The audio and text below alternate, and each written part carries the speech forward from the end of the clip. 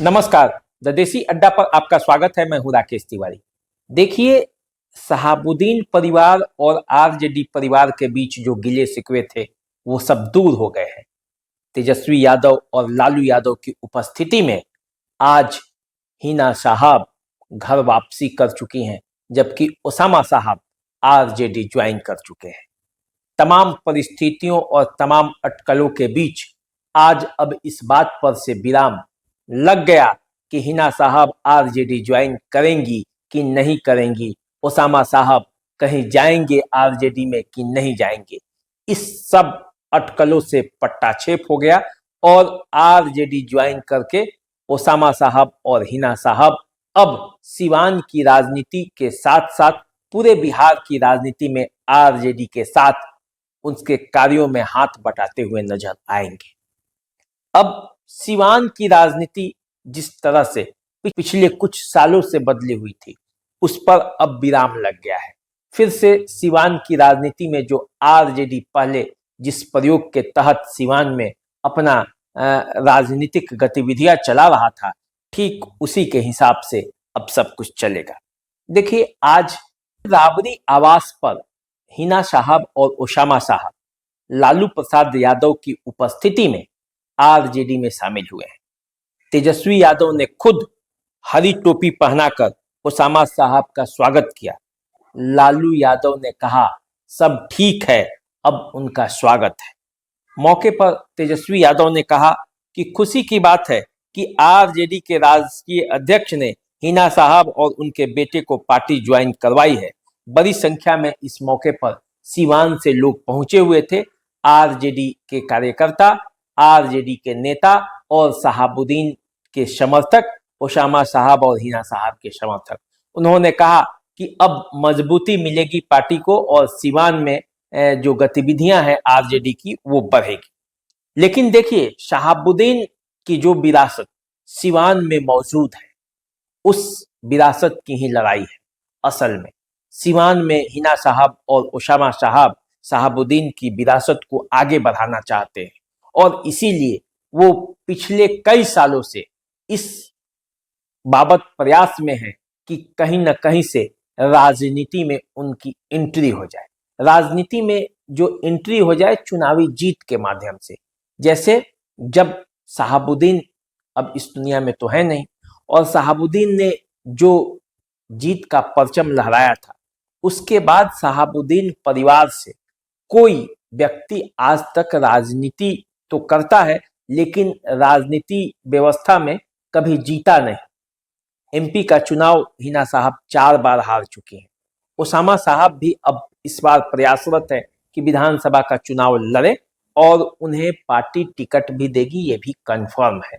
लेकिन जिस तरह से सिवान की राजनीति पिछले कुछ वर्षों में बदली है या जिस समीकरण के से अब सिवान की राजनीति अलग हटा है, उसको देखकर ये सोचना होगा कि आखिर सिवान में हिना साहब और ओसामा साहब के जुटने से आरजेडी को कितना फायदा होता है या आरजेडी को कितना नुकसान होता है। वैसे भी जब से हिना साहब सिवान की राजनीति से अपने आप को आरजेडी की राजनीति से दूर की थी, आरजेडी को कोई खास लाभ नहीं हुआ।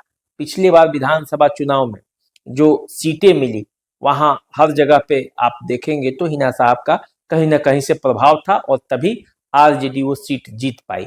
लोकसभा के चुनाव में हिना साहब ने खुद चुनाव नहीं लड़ा और उसका नतीजा हुआ कि आरजेडी तीसरे स्थान पर चली गई।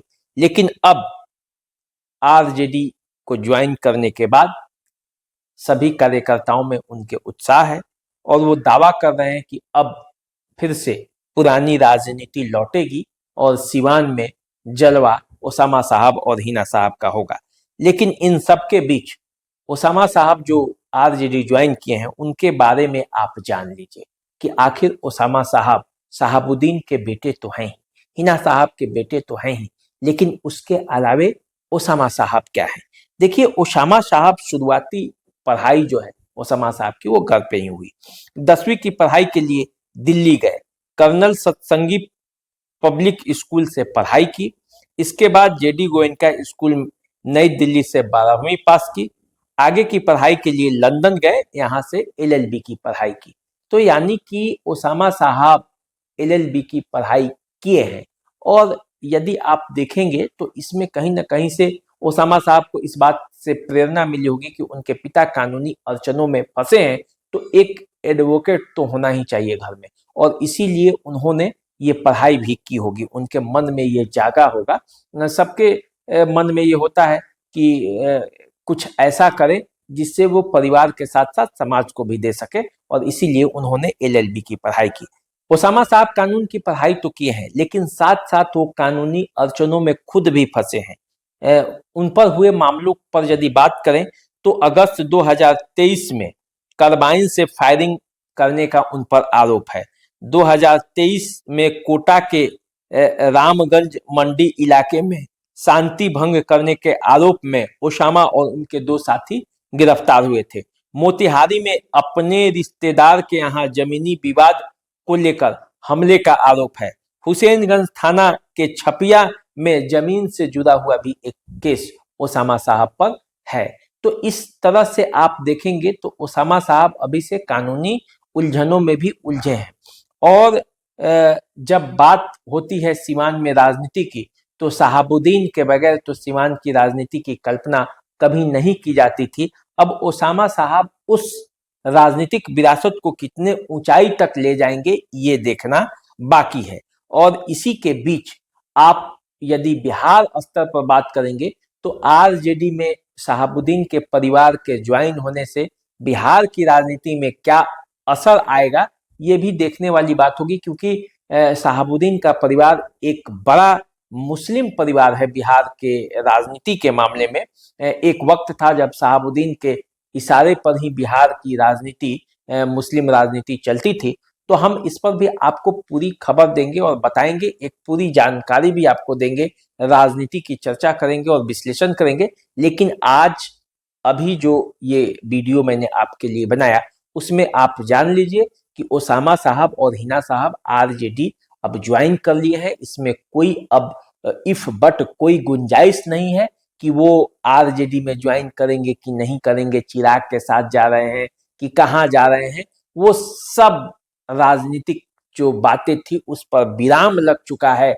और अब हिना साहब और तेजस्वी यादव ने जो राह पकड़ी है, विधानसभा चुनाव जो होगा 2025 में, तो सिवान की राजनीति पूरी तरह से इसी पर निर्भर करेगी कि जिस तरह से हिना साहब सिवान की राजनीति में चाहेंगी, उस तरह से सिवान की राजनीति आरजेडी की चलेगी। तो चलिए, लालू प्रसाद यादव की उपस्थिति में जब दोनों शामिल हुए हैं और इसको लेकर सिवान ही नहीं बल्कि पूरे बिहार की राजनीति में गहमागहमी है, सिवान से बहुत भारी संख्या में जो समर्थक आए थे वो हुंकार भर रहे हैं। और इसी हुंकार के बीच हिना साहब और ओसामा साहब सिवान की राजनीति में आगे क्या करेंगे, ये आने वाले वक्त में पता चलेगा। तो चलिए, आप हमें इजाजत दीजिए। अभी आप वीडियो को शेयर भी कर सकते हैं। आप चैनल को सब्सक्राइब कर लीजिए। हमें दीजिए इजाजत। नमस्कार।